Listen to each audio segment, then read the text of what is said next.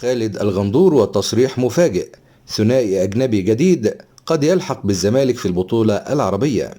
الإعلامي خالد الغندور نجم نادي الزمالك السابق كشف خلال تصريحاته الأخيرة عن كواليس مثيرة في ملف تعاقدات الزمالك الجديدة قبل البطولة العربية.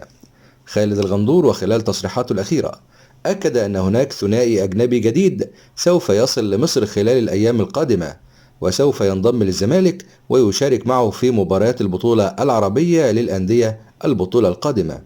خالد الغندور أكد أن الصفقتين هما لمهاجم أجنبي وآخر مدافع، وجاري إرسال التذاكر للثنائي من أجل تواجدهم في القاهرة خلال الساعات القادمة، مؤكدا أن الثنائي قد يلحق بمباراة الزمالك الأولى أمام اتحاد المنستيري التونسي يوم 28 يوليو الحالي.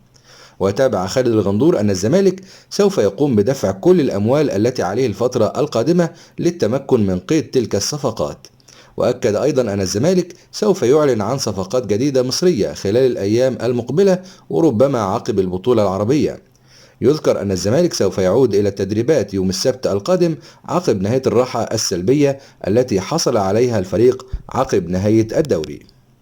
يأتي هذا في الوقت الذي تحدثت فيه تقارير من داخل نادي الزمالك عن محاولات الإدارة التواصل مع الاتحاد العربي على أمل السماح لهم بقيد لاعبين في القائمة العربية دون الحاجة إلى قيدهم محليا.